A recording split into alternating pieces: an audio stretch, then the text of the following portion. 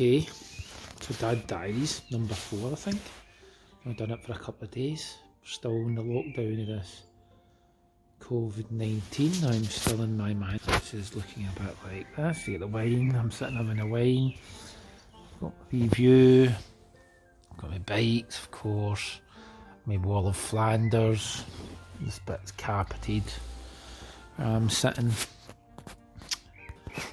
and I'm having a whale of a time, and I think, you know, my kids look back at this, don't know, in their 40s and try to remember what they went through. I mean, it's a case of slowing down for me. I mean, I work and work. That's all I do. 7 days a week, and I go out on my bike, or go to the gym, and I try and fit time in with the kids. The kids are in like 4 different clubs. I rarely take them, but you know, if my wife does all that, I kind of just work. And I think I've had one holiday in 2 years, and this is the kind of first time where I've actually been forced to stop. It's no choice, and it's difficult at times when you kind of love work and it's kind of all we do, to slow down. I mean, you're stuck in a house together, all 4s, you know.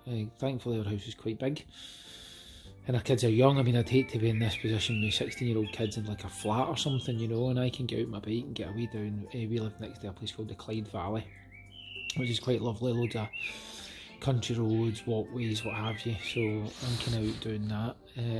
But, you know, keeping fit is one thing. I keep myself busy, but, you know, your mental health can take a pounding. You know, my work kind of takes a lot of my mental well-being and keeps me sane, because I keep myself busy, keep myself active, whether it's in the gym or whether it's with work.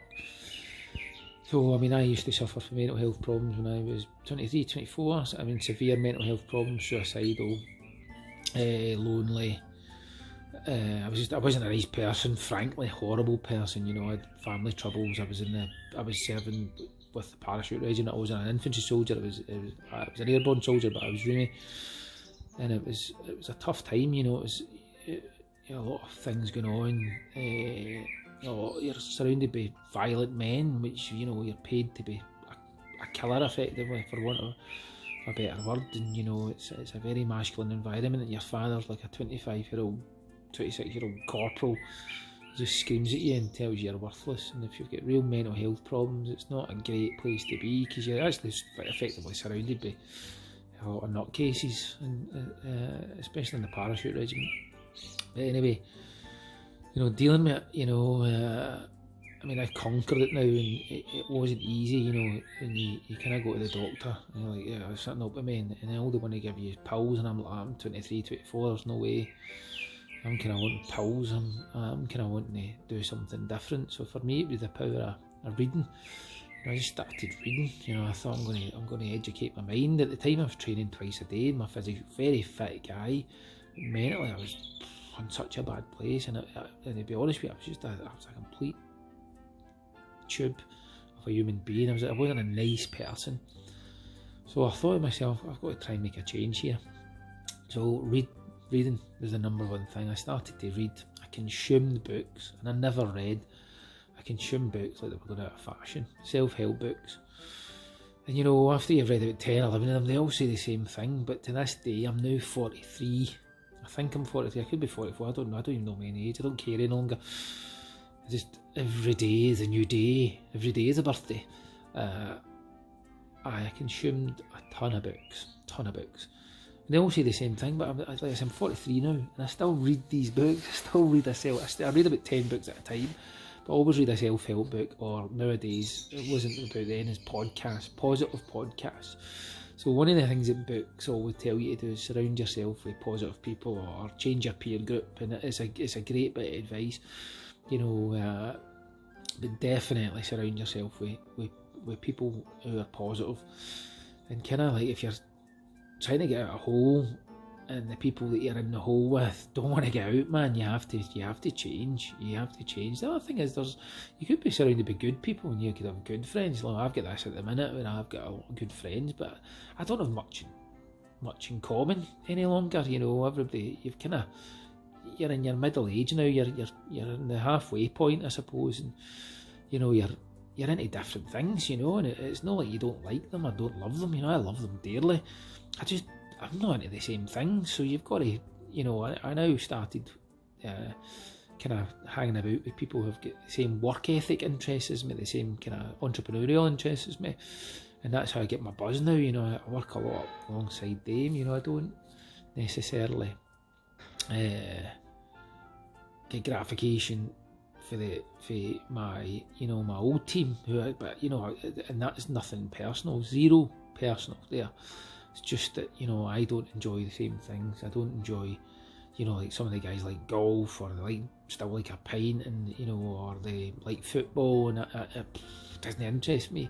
I've got nothing to talk about.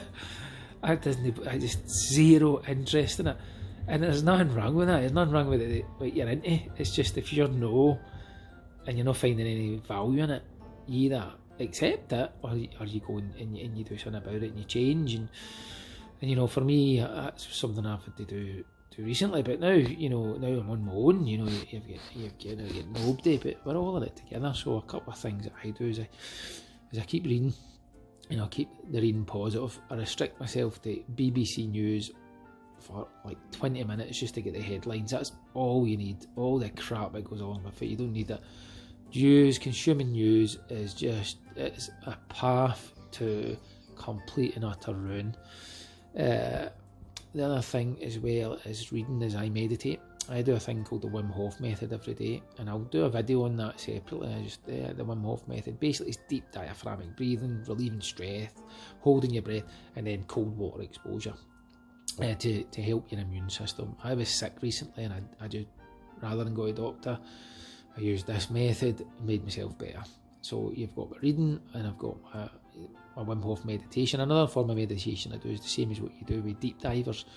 So deep divers are the guys that kind of, you know, go down 200, 300 metres without no oxygen.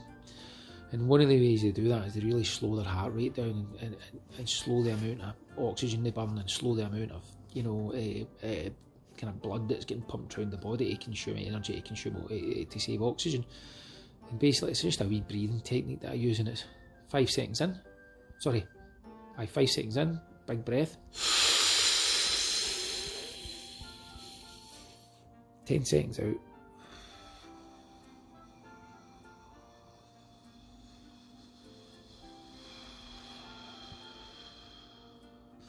Now the reason you do that is so you don't hyperventilate and you get a wee bit high on your own supplies, Wim Hof would say.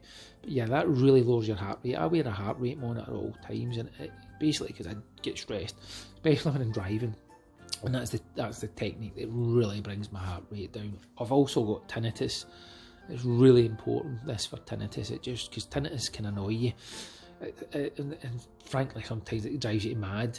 But you know, it's never the tinnitus that's the problem.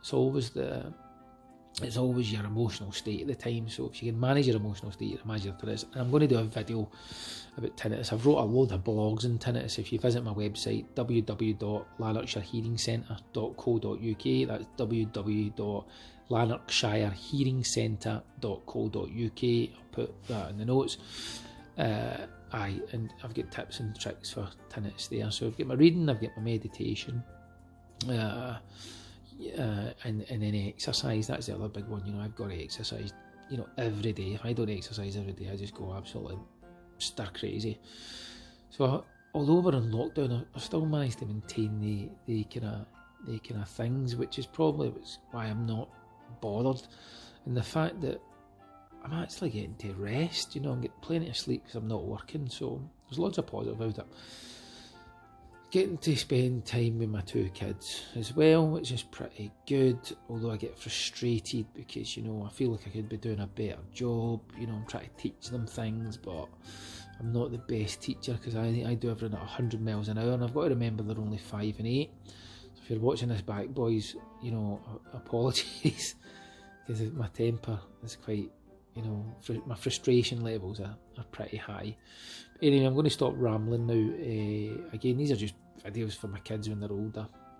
I'm going to get into depth. In fact, I'm going to do the next video I'm going to do is basically on you know, just fully on kind of mental health. I'll decide on the topic later. But aye, just read, exercise, meditate, and you'll be alright all the time. I can guarantee you. And avoid bevy, alcohol, dehydrates you, makes you miserable, awful stuff. Although, in moderation, everything's fine. Speak soon. Bye bye.